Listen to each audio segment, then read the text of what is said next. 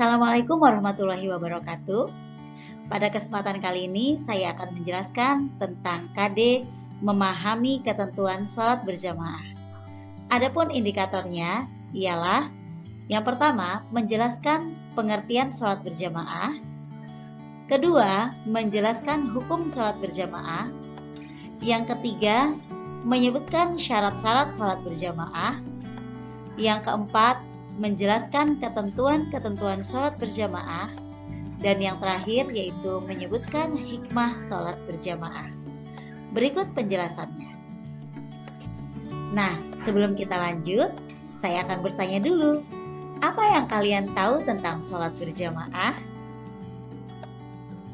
Sholat berjamaah yaitu sholat yang dikerjakan oleh dua orang atau lebih, yang mana salah satunya menjadi imam dan yang lainnya menjadi makmum.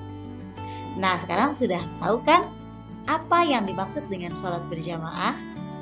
Ya, sholat berjamaah ialah sholat yang dilakukan oleh dua orang atau lebih, yang mana salah satunya menjadi imam dan yang lainnya menjadi makmum. Yang selanjutnya adalah hukum pelaksanaan sholat berjamaah. Hukum pelaksanaan sholat berjamaah adalah sunnah muakkadah, yaitu sunnah yang sangat dianjurkan pelaksanaannya. Bahkan sebagian ulama berpendapat bahwa pelaksanaan sholat berjamaah itu hukumnya adalah fardu kifayah. Nah, sekarang kalian sudah tahu kan? Untuk kaum laki-laki sangat dianjurkan melaksanakan sholat berjamaah di masjid atau di musola. Sedangkan untuk perempuan dianjurkan untuk melaksanakan sholat di rumahnya masing-masing. Selanjutnya ialah syarat-syarat sholat berjamaah. Nah, sebelum kita melaksanakan sholat berjamaah, alangkah lebih baiknya kita mengetahui dulu syarat-syaratnya apa saja. Ada 3 syarat-syaratnya. Yang pertama yaitu syarat sahnya sholat berjamaah. Yang kedua, syarat menjadi imam. Dan yang ketiga, syarat menjadi makmum. Akan kita bahas satu persatu. Yang pertama yaitu syarat sahnya sholat berjamaah. Sholat berjamaah akan sah hukumnya dilaksanakan apabila 1. Adanya imam. Kemudian yang kedua, makmum berniat mengikuti imam. Yang ketiga, berada di satu tempat dengan imam. Dan yang keempat, sholatnya makmum sesuai dengan sholatnya imam. Kemudian yang kedua, syaratnya yaitu syarat menjadi imam. Nah, bagi seorang yang ingin menjadi imam, maka alangkah lebih baiknya kita mengetahui dulu syarat-syarat untuk menjadi imam itu sendiri. Yang pertama yaitu tahu syarat dan rukunnya sholat. Kemudian yang kedua, fasih dalam membaca ayat-ayat Al-Quran. Yang ketiga, sudah balik. Yang keempat, seorang laki-laki untuk imam laki-laki dan perempuan dan juga berakal sehat. Kemudian yang kelima, berada di posisi paling depan. Kemudian yang keenam, yaitu tidak sedang bermakmum kepada yang lain. Kemudian syarat yang ketiga yaitu syarat menjadi makmum. Yang pertama yaitu niat mengikuti imam. Yang kedua, mengikuti dan mengetahui segala gerakan imam. Yang ketiga, berada di satu tempat dengan imam. Kemudian yang keempat, posisinya berada di belakang imam.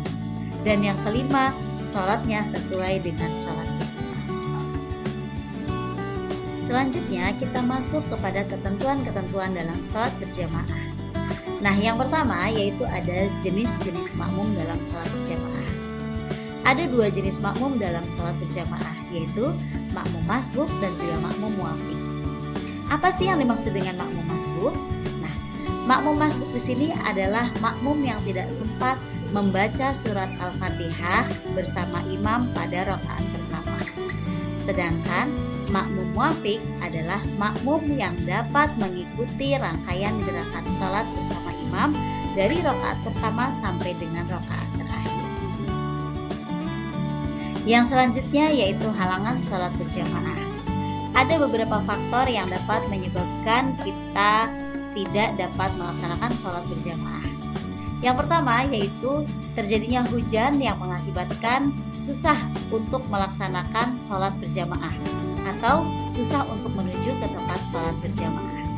Kemudian yang kedua, yaitu adanya angin kencang yang membahayakan diri kita. Kemudian yang ketiga, sakit yang mengakibatkan susah untuk berjalan menuju ke tempat sholat. Kemudian yang keempat, sangat ingin buang air kecil atau juga buang air besar. Selanjutnya, yang terakhir yaitu karena baru makan makanan yang baunya sangat tidak mengenakan atau sangat tidak bisa untuk dihilangkan pada saat itu juga. Seperti kita setelah makan pete atau jengkol, nah itu dianjurkan untuk tidak melaksanakan sholat berjamaah terlebih dahulu. Karena apa? Khawatir mengganggu kehusuan sholat untuk jamaah yang lainnya. Selanjutnya yaitu hikmah, manfaat atau keutamaan melaksanakan sholat berjamaah. Bagi kita yang rajin melaksanakan sholat berjamaah baik di masjid atau di mushola, maka kita akan mendapatkan beberapa manfaatnya. Yang pertama yaitu menjalin silaturahmi antar sesama muslim. Kemudian yang kedua, mengajarkan kepada kita hidup disiplin, saling mencintai dan saling menghargai kepada sesama muslim juga. Kemudian yang ketiga, menjaga persatuan, kesatuan dan kebersamaan. Kemudian yang keempat, menahan diri kita dari yang namanya sifat egois.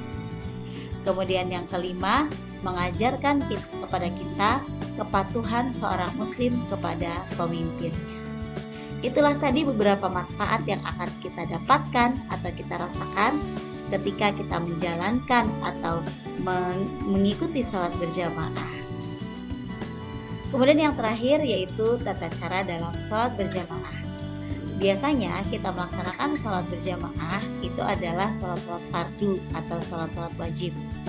Nah, berikut tata caranya. Untuk sholat-sholat fardu atau sholat wajib, yang pertama itu diawali dengan adanya azan dan juga iqamah. Kemudian yang kedua, shaf di bagian belakang atau shaf di belakang imam adalah teruntuk jamaah laki-laki, dan untuk jamaah perempuan itu di paling belakangnya dengan diadakannya sebuah penutup atau penghalang antara jamaah laki-laki dan juga jamaah perempuan. Kemudian yang ketiga, imam membaca bacaan sholat dengan jahar atau dengan suara keras dan juga dengan sir atau dengan suara yang pelan ketika sholat-sholat fardu di siang hari. Kemudian yang keempat, makmum harus mengikuti gerakan imam. Dan yang kelima, setelah salam membaca zikir dan doa bersama. Itulah tadi beberapa tata cara melaksanakan sholat berjamaah. Ya, baiklah, itulah tadi beberapa penjelasan singkat tentang materi sholat berjamaah atau KD memahami ketentuan sholat berjamaah. Semoga apa yang saya sampaikan dapat bermanfaat, khususnya bagi saya dan umumnya bagi semua orang yang menyaksikan dan juga mendengarkan materi saya ini. Kurang lebihnya saya mohon maaf. Wassalamualaikum warahmatullahi wabarakatuh.